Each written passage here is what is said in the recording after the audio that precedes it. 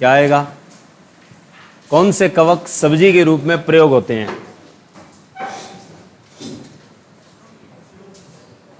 क्योंकि सबसे इंपॉर्टेंट है और करवाएडा भी है। और मैंने कहा था जब एग्जाम में ये क्वेश्चन आता है तो थोड़ा और इम्पोर्टेंट हो जाता है। तो तुम्हें दो लिखवाए थे, एक लिखवाया था एगेरिकस छत्रक, दूसरा लिखवाया था क्या? मोर्चेला। ऑप्शन क्या लगाओगे तुम? मशरूम तो बहुत होते हैं, खाने वाले पूछे हैं इसने, सब्जी के रूप में तो दो ही होते हैं, इसीलिए ये क्वेश्चन टैग होता है। क्योंकि मशरूम तुम्हें दोनों प्रकार के लिखवाए हैं, सब्जी वाले भी और विसेले भी। तो मशरूम तो खाने वाले भी और न खाने वाले दोनों होते हैं, यानी जो लाभप्रद होते हैं और जो नुकसानदायी होते हैं। तो इसलिए मशरूम, क्योंकि तुम सबसे ज़्यादा भाग के आंसर क्या लगा के आओगे, इसलिए वो पहला ऑप्शन मशरूम देता है। लेकिन आंसर क्या है तुम्हारा? एगेरिकस, मोर्चेला जिसे गुच्छी कहते हैं। ऑप्शन क्या आएगा?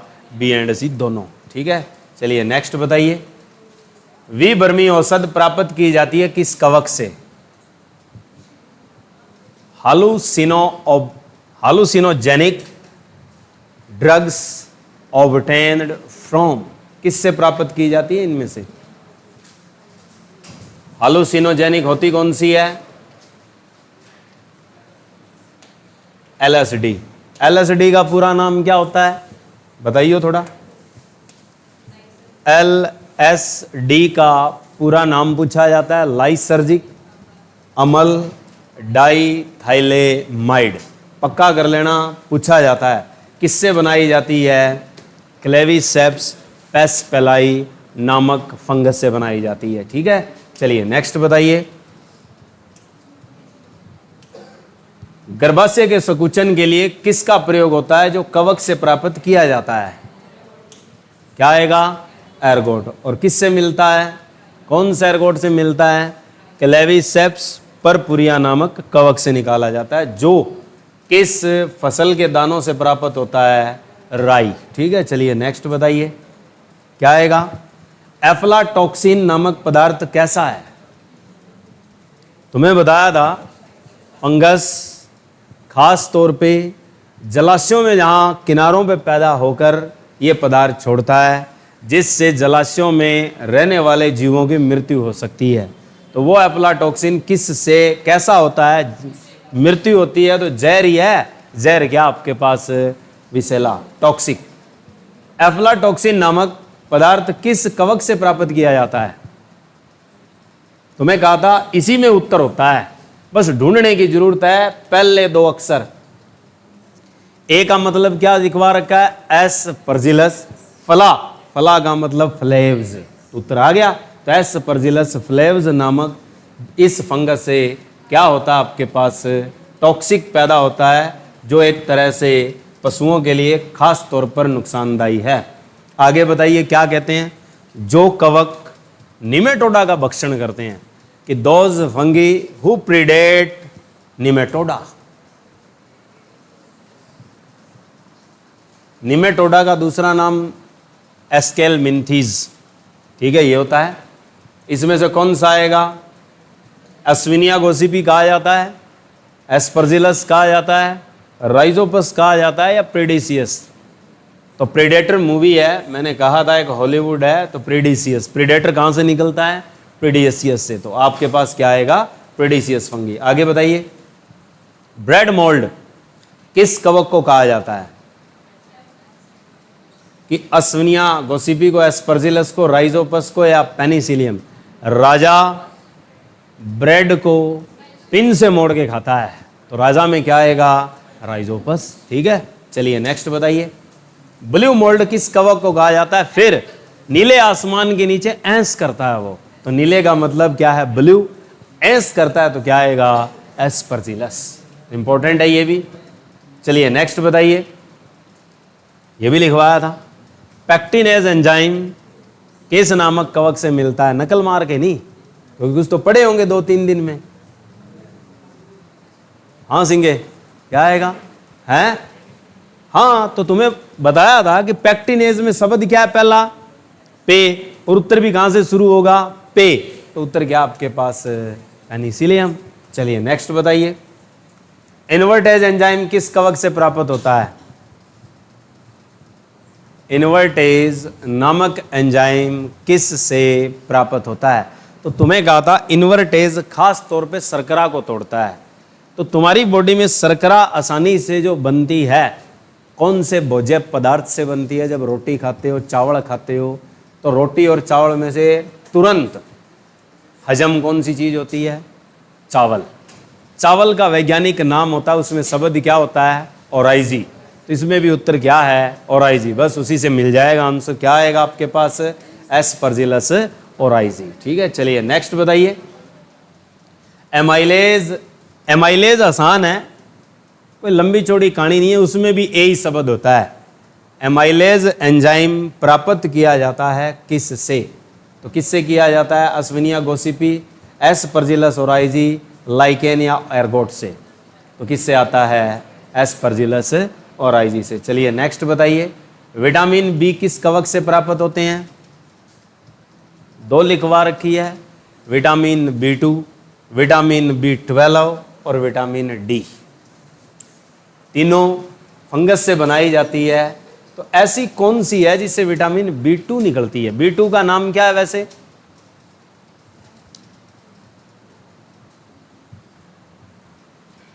B2 का नाम क्या होता है? कि ब्रो तू और मैं, कि ब्रो तू और रब के भरोसे हैं, तो राइबोफ्लेविन। तो B2 को क्या नाम दिया जाता है? राइबोफ्लेविन। तो इनमें से किससे मिलती है? हाँ, कि तुम्हें कहा था कि बॉम्बे 2 में रहने वाली प्रसिद्ध हीरोइन कौन सी है? ऐश्वर्या। तो ऐश्वर्या, और साथ में शब्द क्या है? गोसिपी। ठीक है, चलिए नेक्स्ट बताइए। विटामिन डी और विटामिन B12 किस कवक से मिलती है? एक ही कवक से मिलती है दोनों, जिसको क्या कहा जाता है? ईस्ट। क्या कहा जाता है? ईस्ट। उत्तर सामने ही पड़ा है, क्या कौन सा है? डी। और कौन से ईस्ट से मिलती है ये लिखवाया था तुम्हें, स्ट्रेप्टोग्राइसियस सैकेरोमाइसिस से। ठीक है, चलिए नेक्स्ट बताइए। पन्नी पे अर्जी, पनीर बनाने में कौन सा प्रयोग होता है? पन्नी पे अर्जी। तो पे का मतलब पेनिसिलियम और पे अर्जी, अर्जी का मतलब है एस्परजिलस। तो उत्तर क्या आएगा? ए एंड बी दोनों। चलिए नेक्स्ट बताइए।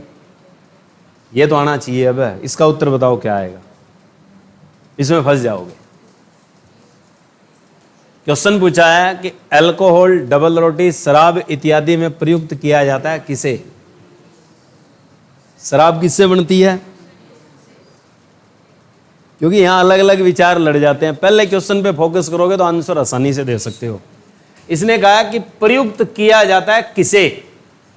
अब किसे का मतलब है कवक। कौन सा कवक प्रयोग किया जाता है? सबको पता है, जिस्ट होता है। ठीक है, अगर पूछ लेता कि कौन सी प्रक्रिया प्रयोग होती है तो उत्तर क्या तुम्हारा? किण्वन है। ठीक है, फर्मेंटेशन। अब आगे बताइए। जो बाल में भी उगते हैं, नाखून में भी उगते हैं, सींग में भी उगते हैं और खुर में भी उगते हैं, कौन से होते हैं?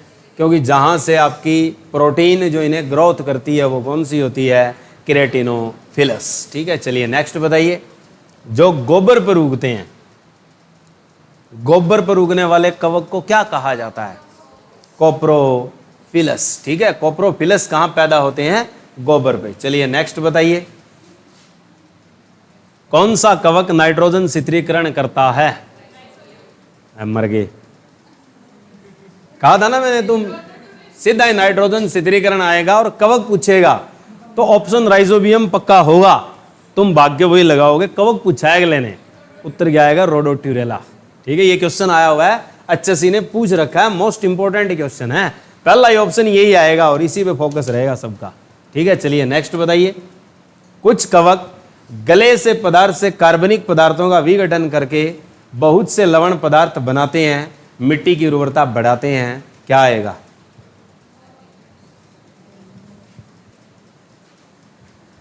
कि जो मिट्टी की उर्वरता बढ़ाते हैं वो क्या आएंगे? उत्तर ध्यान से पढ़ो, ऊपर क्वेश्चन फिर आसानी से दे सकते हो। कुछ कवक, क्या कहा है? कुछ कवक बोला है शब्द, तो कवक बोल रहा है तो राइजोबियम भाई साहब तो गए। ठीक है, पक्सिनिया तुम्हें लिखवाया था कि ऐसे कवक होते हैं जो रोगी होते हैं, रोग फैलाते हैं। किस में? थोड़ी देर पहले पड़ गए हो, कणक में, गेहूं में। तो दोनों गए तो सभी ऑप्शन हो नहीं सकता तो ऑप्शन क्या बचा? राइजोपस। ठीक है, चलिए नेक्स्ट बताइए, लाइकेन किस प्रदूषित गैस का परीक्षण करती है? पढ़ के आए हैं, सल्फर डाइऑक्साइड का। चलिए नेक्स्ट बताइए, लाइकेन किस काम में प्रयोग में लाई जाती है? लाइकेन क्या काम में लाई जाती है? प्रदूषक सूचकांक में, लिटमस पत्र बनाने में, औषध बनाने में। तो तुम्हें तीनों ही लिखवा रखी है। पॉल्यूशन इंडिकेटर होता ही होता है, उसके अलावा लिटमस पत्र रोसेला से बनता है, और औषध बनाने में भी खास तौर पे काम आती है, जो खास तौर पे मिर्गी की दवा है, एपिलेप्सी की जो मेडिसिन बनती है वो किससे बनती है? परमेलिया सेक्सटिलिस से। आगे बताइए, कवक और शैवाल की सहजीवी संरचना क्या है? कि वो साइनोबैक्टीरिया है, वो लाइकेन है, या कवक समजीवाणु, या सभी हो सकते हैं। तो तुम्हें पता है, थोड़ी देर पहले पढ़ के आए हैं कि इनका संबंध सिर्फ क्या होता है? लाइकेन ही होता है। ठीक है, चलिए नेक्स्ट बताइए, कवक तथा शैवाल का संबंध कौन सा है? कौन सा है? इसीलिए याद रखना, जहां सहजीवी शब्द नहीं आएगा तो वहां पे शब्द क्या मिलेगा तुम्हें? सहोपकारिता मिलता है। ठीक है, इसीलिए वो फोकस करवाता है, फंसाता है, क्योंकि हम हर बार एक ही पढ़ते हैं। कौन सा संबंध पढ़ते हैं हम? सहजीवी। सहजीवी का तो मतलब होता है साथ रहने का संबंध। ठीक है, और एक दूसरे को जब वो लाभ पहुंचाते हैं तो उसको क्या कहते हैं? सहोपकारी, म्यूचुअलिज्म। तो उत्तर क्या है यहाँ पे? सहोपकारी। चलिए, कवक में विखंडन अथवा कलिकाओं द्वारा जनन होता है, किस प्रकार का? ये मैंने साफ साफ अक्षरों में बोर्ड पे लिखा था कि दो जनन होते हैं मुख्यतः, एक होता है लैंगिक, दूसरा होता है अलैंगिक। अब जो अलैंगिक होता है उसमें खास तौर पे यही पढ़ाया जाता है कि किस प्रकार से विखंडन होता है और किस प्रकार से कलिका। तो विखंडन और कलिका दोनों किस में आते हैं? अलैंगिक में आते हैं। किस में आते हैं? अलैंगिक। तो आपके पास ऑप्शन कौन सा है? अलैंगिक। ऊपर पढ़ के देखना है क्या लिखा है, कवक में विखंडन और क्या है? कलिका। विखंडन और कलिका दोनों किस तरह के होते हैं? अलैंगिक होते हैं। अगर वो पूछता कि ये किस में है तो बात अलग होती है। अब सीधा पूछा है उसने, उत्तर क्या लगाना है? अलैंगिक। कायिक और सभी मत लगाना। जिस्ट में जनन होता है किस प्रकार का? थोड़ी देर पहले पढ़ाया है। जिस्ट में थोड़ी देर पहले पढ़ाया है कि आपके पास कौन सा विखंडन होता है और विधि विखंडन की थी। तो बाइनरी विखंडन लिखवाया था ना थोड़ी देर पहले। तो उत्तर क्या है इसमें से? विखंडन। आ लिया। चलिए नेक्स्ट बताइए, कवक में मादा जननांग क्या कहलाता है?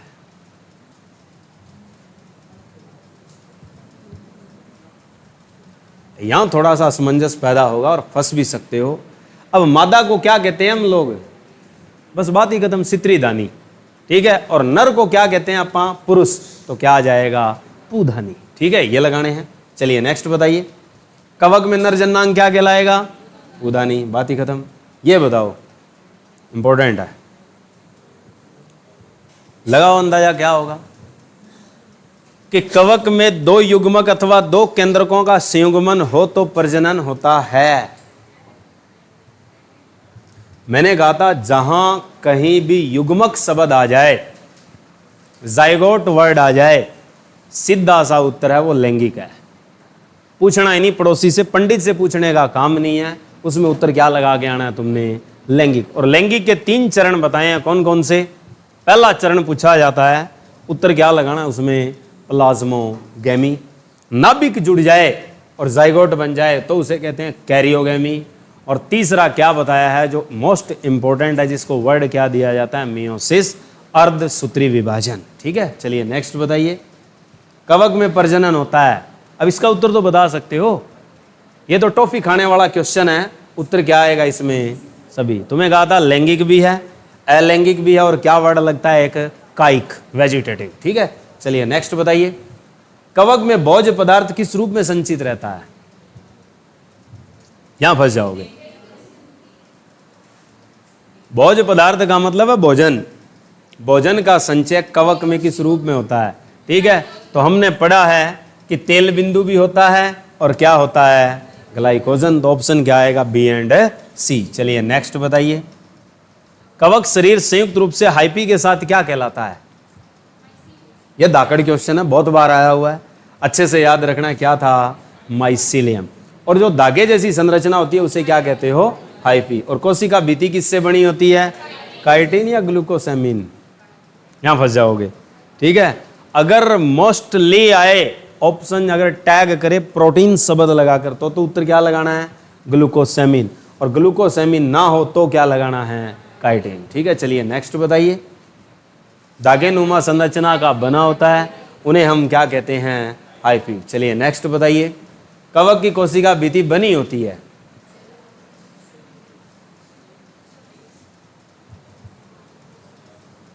यहां फिर फंसोगे। ऑप्शन लगाना है क्या तुम्हें? सभी। कि यानी एक होता है फंगी पॉलीसैकेराइड, दूसरा क्या होता है? ग्लूकोसेमिन, इसी का ही नाम है, और साथ में क्या है? काइटिन। तो ऑप्शन क्या लगाओगे? सभी। ठीक है, चलिए नेक्स्ट बताइए।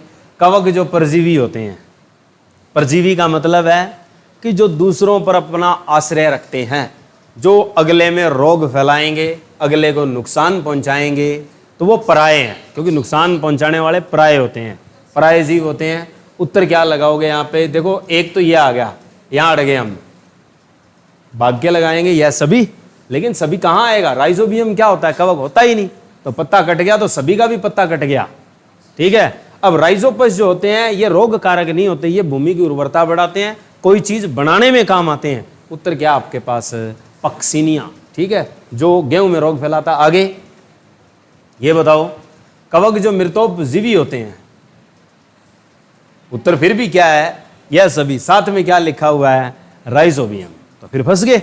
राइजोबियम तो होता है जीवाणु, कवक तो हो नहीं सकता। ये गया तो ये भी गया। अब बच गया क्या? दो, एक परजीवी है तो दूसरा क्या है? यूज कर रहे हो मृतोपजीवी, जिसमें आप क्या है? ब्रेड मोल्ड और ब्लू मोल्ड पढ़ रहे हो, सारी चीजें यही होती है। आगे, कवक हरित लवक रहित जीव होते हैं, कैसे? ये तो आना चाहिए, पढ़ के आए हैं पिछले वाली क्लास में। हाँ, कि ये हरित लवक के रहित होते हैं, बिना हरित लवक के होते हैं। और कैसे होते हैं? ये थैलस होते हैं। ठीक है, चलिए आगे बताइए क्या आएगा? कवक होते हैं परपोषी और समयपोषी और दोनों। फिर फंस गए तुम, थोड़ी देर पहले ही पढ़ा है, जस्ट क्वेश्चन अहेड हुआ है कि इनमें हरित लवक नहीं होता, जिनमें हरित लवक नहीं होता वो समयपोषी हो नहीं सकते। उत्तर क्या आएगा तुम्हारा? परपोषी। फिर फेल हो जाएंगे। ठीक है, चलिए नेक्स्ट बताइए कि कवक पोषण के आधार पर होते हैं। ये भी लिखवा रखा है मैंने, अच्छे से लिखवा रखा है, इसीलिए जैसे जैसे टैग होते हैं उन्हीं के हिसाब से याद रखने होते हैं। हम कई बार क्या किताब में पढ़ तो लेते हैं, हमें समझ नहीं आता कि पूछा क्या जाएगा। अब मैंने ये लिखवा रखा है कि पोषण के आधार पर बंटवारे कैसे होते हैं, प्रकार कितने हैं इनके। तो तीनों ही होते हैं, परजीवी भी होते हैं, मृतोपजीवी भी होते हैं, और क्या होते हैं? सहोपकारी। जहां सहोपकारी होते हैं किसके साथ होते हैं? शैवाल। तब क्या बनती है? लाइकेन। आगे क्या आएगा? हाँ, 3। ठीक है, आगे, कवक किस प्रकार के कोशिकीय जीव हैं? उत्तर लगाना दोनों। तुम्हें कहा था कि दोनों ही होते हैं, एक कोशिकीय, बहु कोशिकीय, और कैसे होते हैं? यूकैरियोट। प्रोकैरियोट नहीं, क्या लगाना है? यूकैरियोट। चलिए नेक्स्ट बताइए, कवक किस प्रकार के कोशिकीय तथा बहु कोशिकीय जीव हैं? अब पिछले का आंसर बना के आगे टैग किया, उत्तर क्या आएगा? यूकैरियोट। ठीक है, आगे बताइए, कवक को पांचवां जगत किस बंदे ने बनाया था? जब 5 आ जाए सामने, एक हो तो पीछे हट जाता है कि मारेंगे तेरे को, हट जाता है तो क्या है? हटेकर विटेकर। क्या आएगा? वटेकर। ठीक है, चलिए नेक्स्ट बताइए, कवक को किस जगत के रूप में जोड़ा गया है? अभी बताया उत्तर थोड़ी देर पहले ही, 5वें के रूप में। चलिए नेक्स्ट बताइए, कवक का अध्ययन विज्ञान की किस शाखा में होता है? माइकोलॉजी। ठीक है, तो ये हो गए हमारे कवक के पूरे। ठीक है, अब चलते हैं नेक्स्ट स्टेप की ओर। आगे आता है तुम्हारे पास कौन सा जगत? पादप जगत है क्या? पिछले में 11 रहते हैं कि वो निकलेंगे कहाँ से? अब इसमें आ जाते हैं डॉक्यूमेंट, ये आ रही थी शायद, इसमें करवा देते हैं। हाँ, इसमें 11 रहते हैं, 50 करवाए थे, और लास्ट वाले जो 11 रहे हैं वो इंपॉर्टेंट भी बहुत हैं। सीजीएल के क्वेश्चन है, सीजीएल और सीडीएस, एनडीए। अब इसमें तो बहुत आगे जाना पड़ेगा।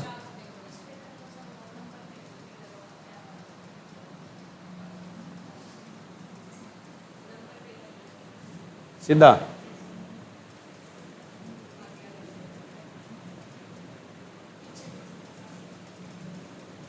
ये तो ये आ गए।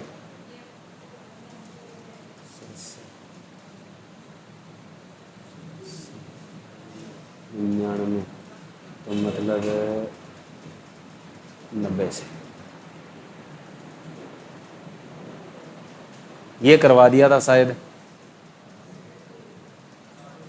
कवक को किस प्रकार, ये भी बता दिया है।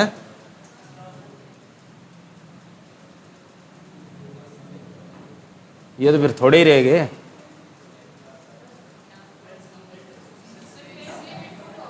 है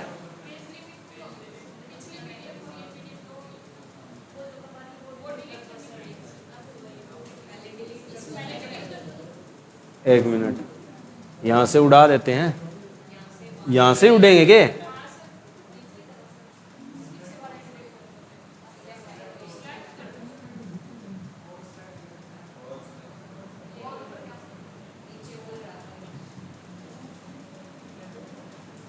फिर अपने आप आएंगे कि नहीं आएंगे? इसमें पक्का है?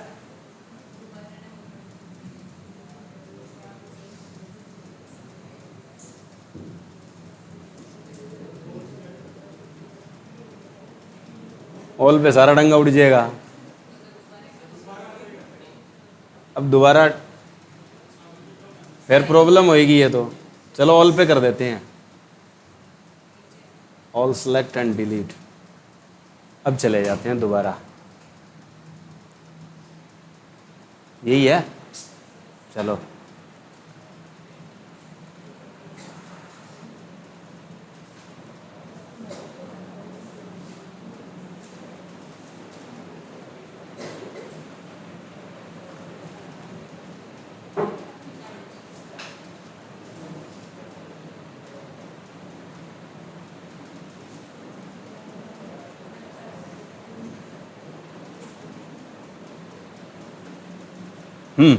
बताइए क्या आंसर आएगा। बढ़िया क्वेश्चन है, रोग का क्वेश्चन है और लिखवाया हुआ है कि आपके पास निम्नलिखित में से कौन सा कवक रेटिकुलो एंडोथेलियल कोशिकाओं के भीतर पाए जाने की सबसे अधिक संभावना है। कौन सा ऐसा कवक है जो एंडोथेलियल वर्ड याद रखना खास तौर पे।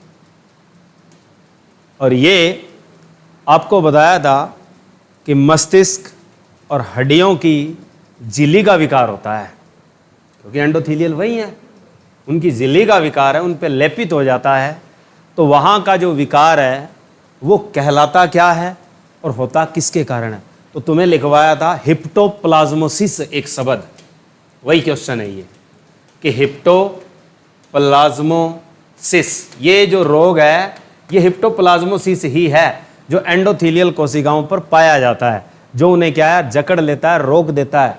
अब आपके पास हिप्टोप्लाज्मोसिस किसके कारण होता है उसमें शब्द ऐसा ही मिलेगा, बस शब्द बदल देना सै, तो क्या बन गया हिस्टोप्लाज्मा कैप्सुलटम। ठीक है, तो ये मैंने लिखवा रखा है, हिस्टोप्लाज्मा कैप्सुलटम नामक कवक की वजह से कौन सा रोग होता है, हिप्टोप्लाज्मोसिस होता है। ठीक है, चलिए नेक्स्ट बताइए। एस्परजिलोसिस को उत्तक में किसकी उपस्थिति से पहचाना जाता है। डबल स्टार क्वेश्चन है, वैसे ये इंपॉर्टेंट है, काफी अच्छा क्वेश्चन है कि एस्परजिलोसिस। अब एक तो तुम्हें बताया था कि एस्परजिलोसिस जहां कहीं भी बैठेगा तो वहां पर खास तौर पर मनुष्य में एक बीमारी पैदा करता है जिसका नाम एस्परजिलोसिस के नाम से ही है।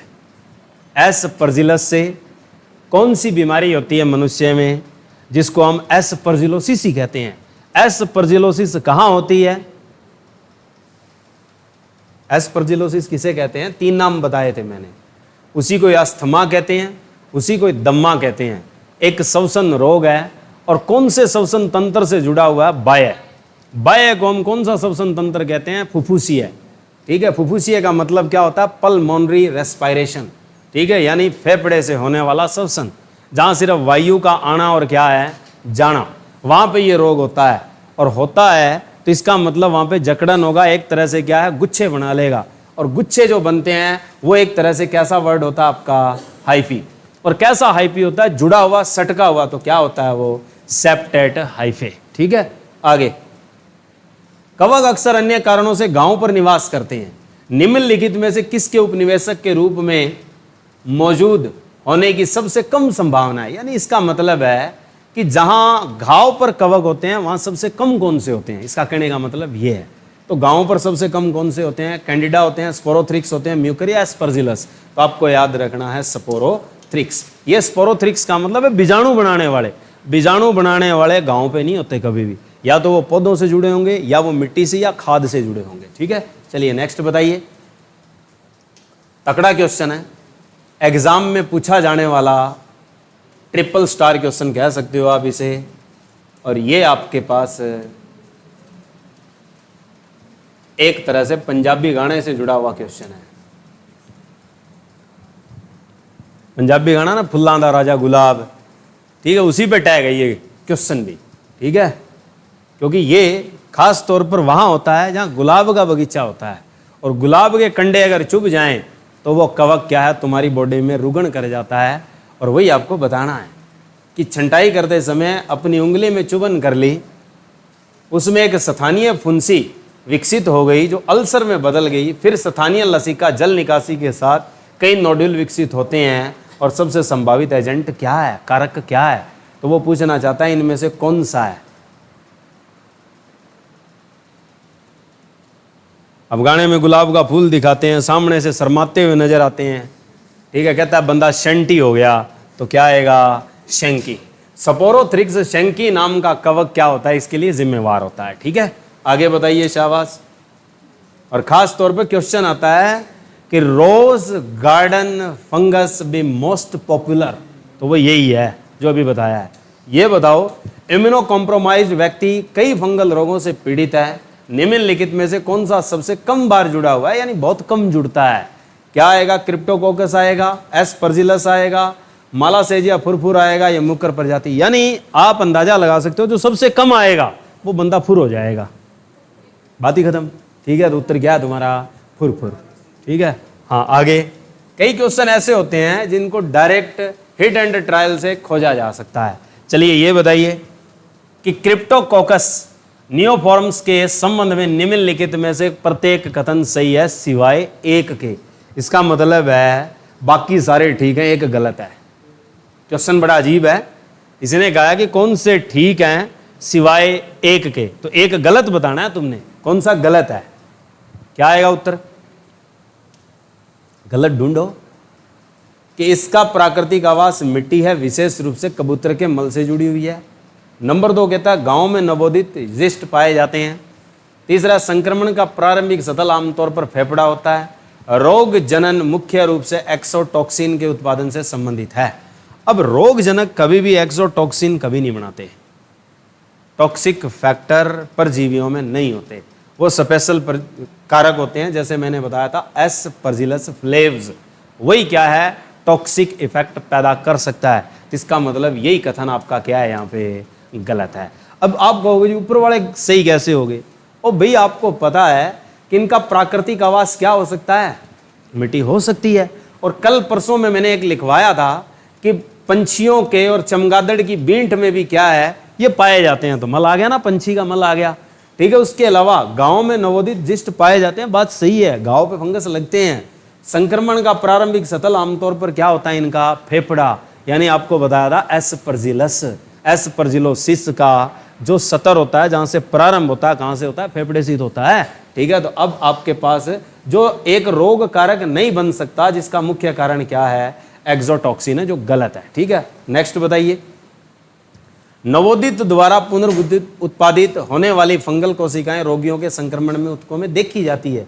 इसका मतलब है कायिक जनन से। नवोदित द्वारा का मतलब है कायिक जनन। कायिक जनन का मतलब क्या होता है, वेजिटेटिव, कि वेजिटेटिव पुनरुत्पादन, वेजिटेटिव से जो पुनरुत्पादन है उनमें फंगल कोशिकाएं संक्रमित उत्कों में देखी जाती है। कौन सी देखी जाती है?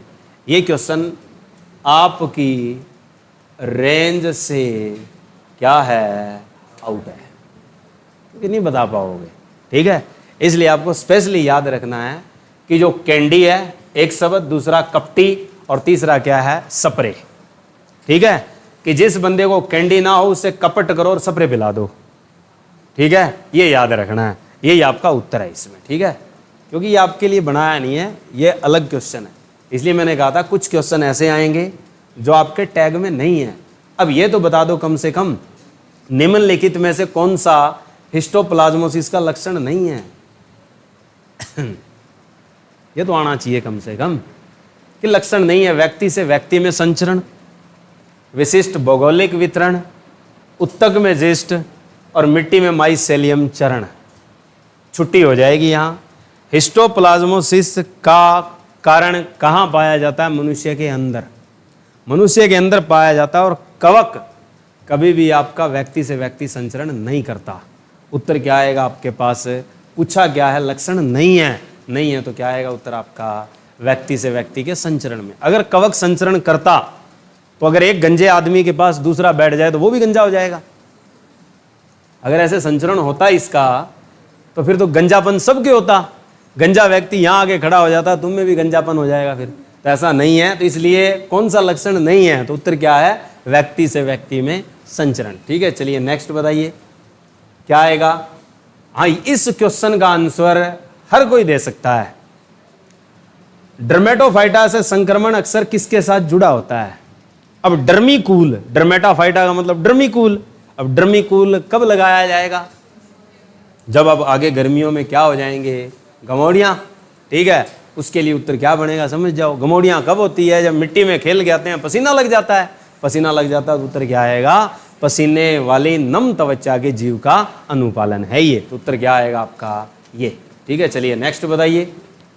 कैंडिडा अम्बलिकन्स के संबंध में निम्नलिखित में से कौन सा कथन सही है सिवाय एक के? मतलब बाकी ठीक है, एक क्या है? गलत है, ये बताना है। ठीक है, उसने कहा है कथन सही है सिवाय एक के, मतलब बाकी ठीक है, एक गलत है। क्वेश्चन का लॉजिक उल्टा है। अब बताओ आंसर क्या आएगा?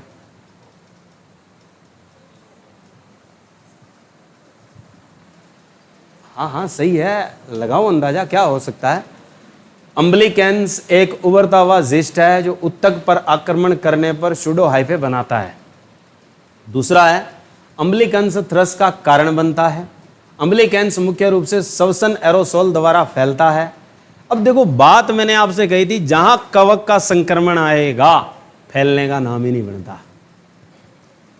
चौथा लिखा है सिण कोशिका मध्यस्थ प्रतिरक्षा रोग का एक महत्वपूर्ण पुरोगामी कारक है।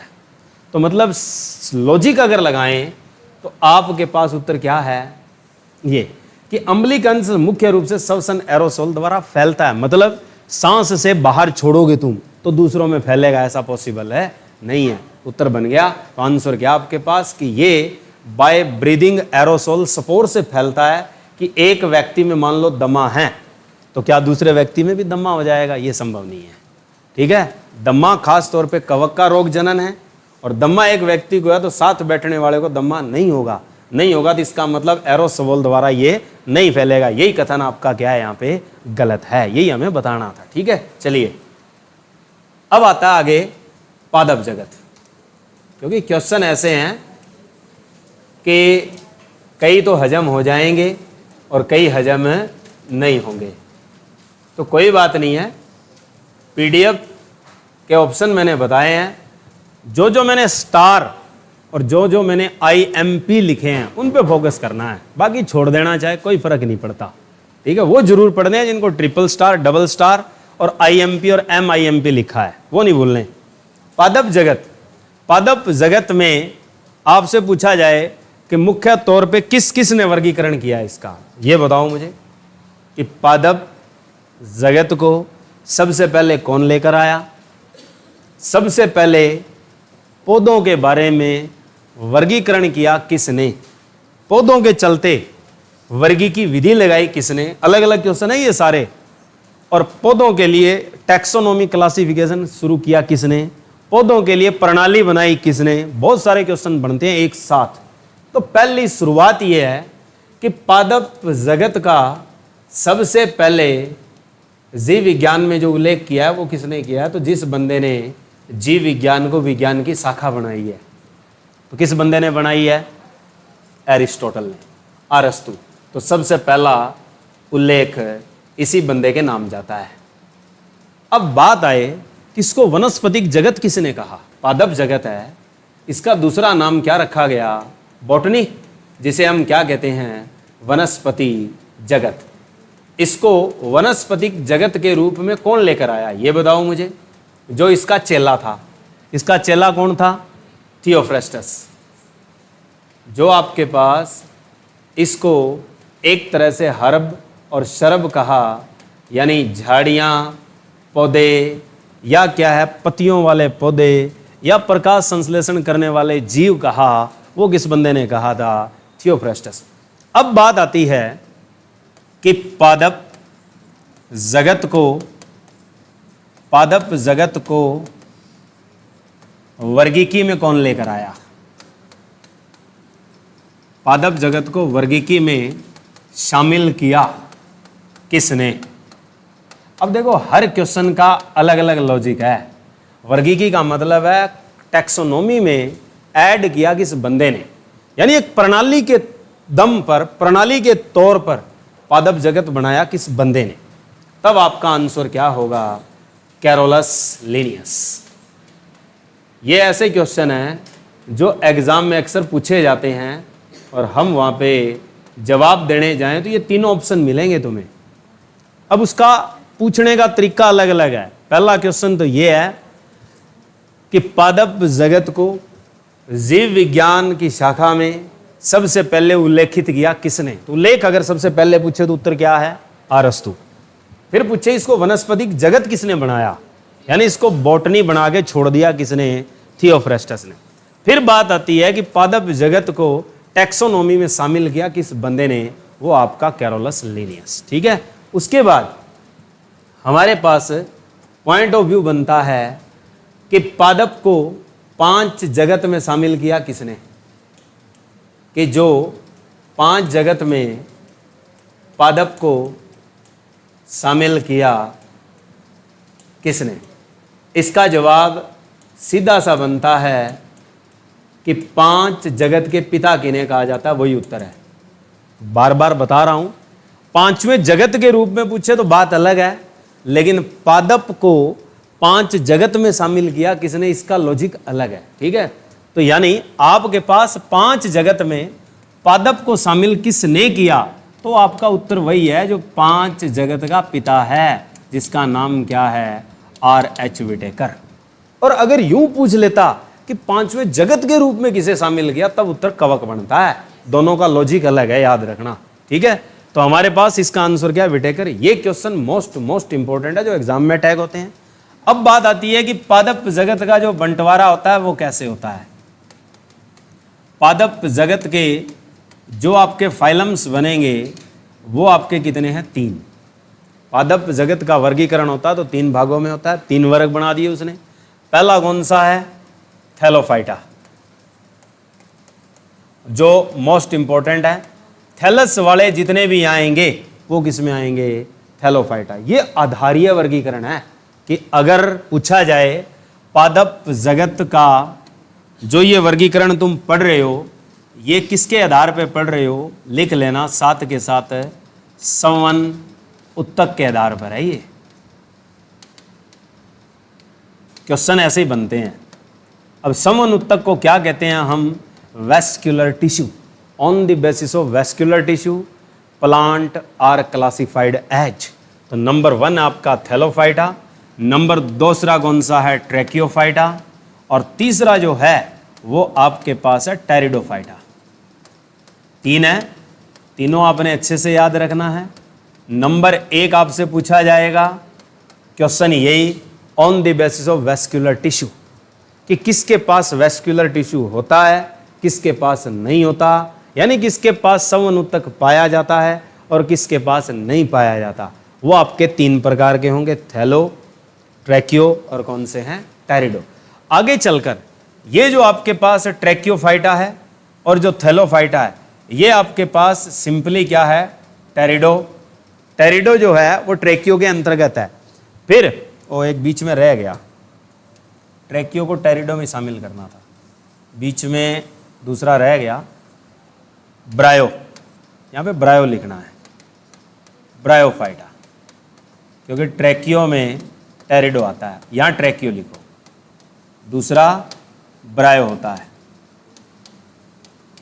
अब आपसे दो का वर्गीकरण है वो सिंपल है, कोई खास नहीं है, तीसरा याद रखना है, तीसरे के वर्गीकरण की शाखाएं बंट जाती है। अब आपसे पूछेगा कि इन तीनों में से किस में समवनुतक पाए जाते हैं और किस में नहीं पाए जाते। तो ये जो आपके पास दोनों हैं ये आपके क्या होते हैं, बिना समवनुतक वाले होते हैं, यानी विदाउट वैस्कुलर टिश्यू।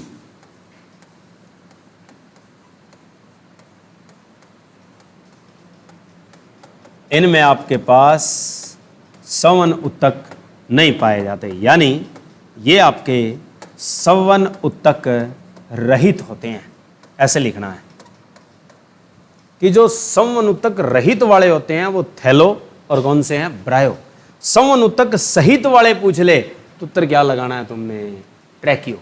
ये पूर्ण संवन उत्तक वाले होते हैं, यानी with vascular tissue, well developed और स्लोली डेवलप्ड, यानी स्लाइटली डेवलप्ड, यानी धीरे धीरे विकसित होता है किसी में और पूरा हो जाता है, और किसी में पूरा नहीं हो पाता पर टिश्यू होता है।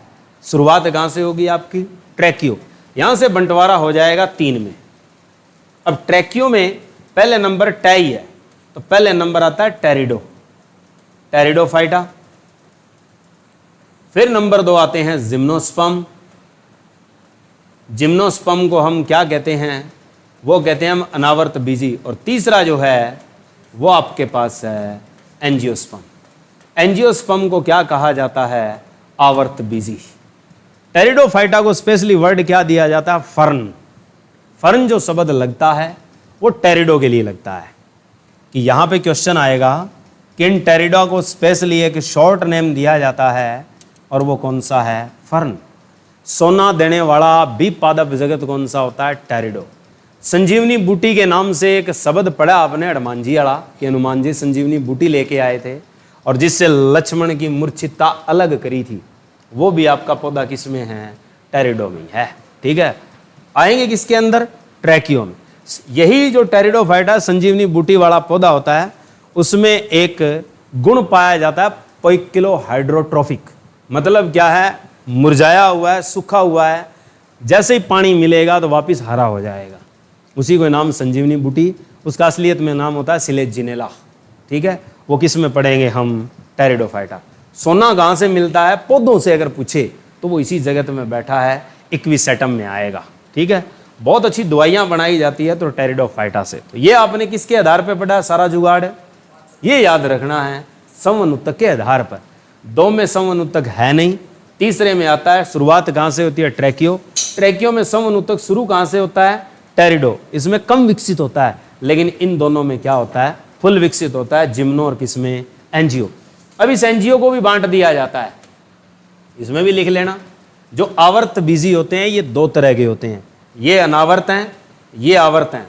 आवर्त बीजी 2 तरह के क्या हैं, एक बीजपत्री मोनोकोटिलेडन्स, एक बीजपत्री, और एक होते हैं डाइकोटिलेडन्स, जिन्हें हम क्या कहते हैं, द्वि बीजपत्री। तो यहाँ से कई तरह के क्वेश्चन टैग होते हैं जो आगे चल के हम पढ़ेंगे।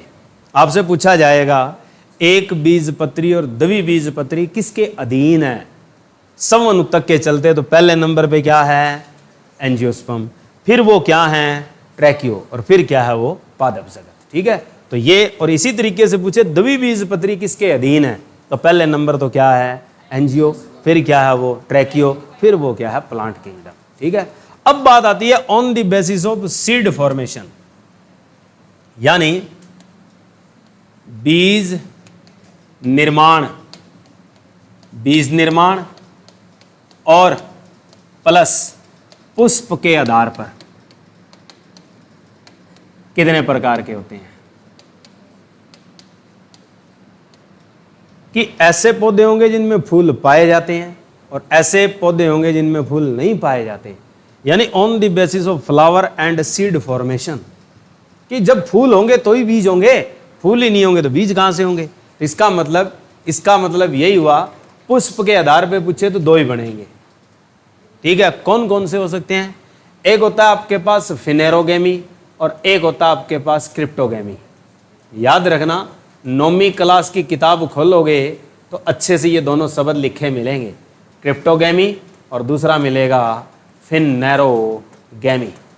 फिनेरोगेमी वो होते हैं जो क्या फल देते हैं। फिनेरो का मतलब फल देने वाले, फल वही देंगे जिनमें फूल होंगे, और फूल होंगे उनमें क्या बनेंगे? बीज बनेंगे। तो मतलब बीज वाले सीधे से याद हो गए। अब कपटी आदमी वो होता है जिसके पास किसी भी प्रकार का कोई रोल नहीं है। ठीक है, कपटी का मतलब कुछ नहीं है, कुछ नहीं है तो जिनमें ना तो बीज होते और ना ही क्या होते? पुष्प होते। वो कौन से होते हैं? क्रिप्टोगेमी। तो यानी बिना पुष्प वाले और प्लस बिना बीज वाले। ये क्वेश्चन आता है कि बिना पुष्प और बिना बीज वाले पौधे क्या कहलाते हैं? तो क्या होते हैं? क्रिप्टोगेमी, क्रिप्टोगेमस कहा जाता है। फिनेरो का मतलब समझ गए, कौन से आएंगे? पुष्प वाले।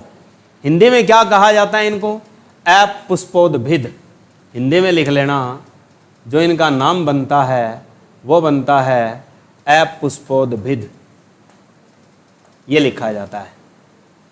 और इनको हम समझ गए, फिनेरोगेमी को आगे वाला ए काट दो तो क्या बन जाएगा? पुष्पोद्भिद। बात खत्म। लेकिन बात ये आती है कि इनमें आएंगे कौन से? जो तुम पीछे पढ़ के आए हो, थैलोफाइटा पढ़ लिया, ब्रायोफाइटा पढ़ लिया, ट्रैकियोफाइटा पढ़ लिया, उनमें से यहाँ कौन आएंगे? बात ये है, तो वो भी लिख लो। नंबर 1 थैलोफाइटा इसी में आते हैं, अपुष्पोद्भिद में, नंबर 1। नंबर 2 ब्रायो, भाई साहब भी यहीं बैठे हैं, ब्रायोफाइटा। और तीसरे आपके पास जिन्हें आप क्या कह सकते हो? फर्न, जिनको हम क्या कहते हैं? टेरिडोफाइटा। ये सारे के सारे किस में आते हैं? कपटी हैं। ठीक है, ये क्रिप्टोगेमी है। रह गए अपने 2, कौन कौन से रह गए? एंजियो और जिम्नो, वो यहाँ आते हैं।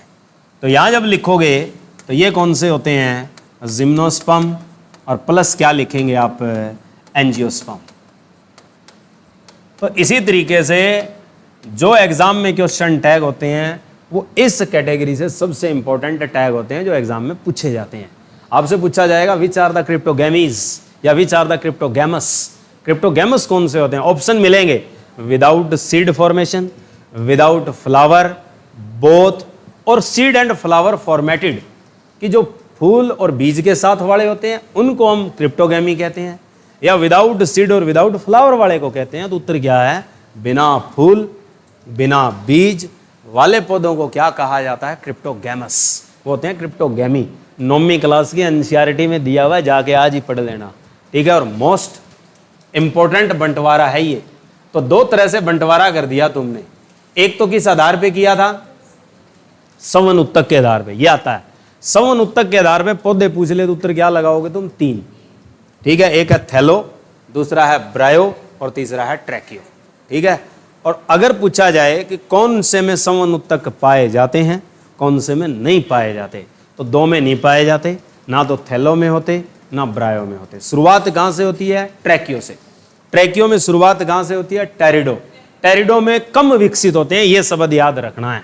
यही क्वेश्चन आता है कि कौन से पादप उपवर्ग में संवन उत्तक सबसे कम विकसित होते हैं। अब सबसे कम विकसित पूछे हैं तो वो किस में होते हैं? सिर्फ टेरिडो। विकसित मध्यस्थ होते हैं, यानी ज्यादा भी नहीं होते कम भी नहीं होते, तब उत्तर आएगा जिम्नो। और पूरी तरह से विकसित होते हैं तो वो किस में होते हैं? एंजियो। ठीक है, उसके बाद हमारे पास बंटवारा किसके आधार पे है? पुष्प और बीज के आधार पे। ये आता है क्वेश्चन कि बीज बनाने वाले जो पौधे होते हैं वो क्या कहलाते हैं? फिनेरोगेमस। बीज न बनाने वाले क्या कहलाते हैं? क्रिप्टोगेमस। या बिना पुष्प वाले क्या कहलाते हैं? क्रिप्टोगेमस। पुष्प वाले क्या कहलाते हैं? फिनेरोगेमस। ये क्वेश्चन आते हैं। ठीक है, ये लो आज के लिए इतना ही। पढ़ के आना 9th क्लास।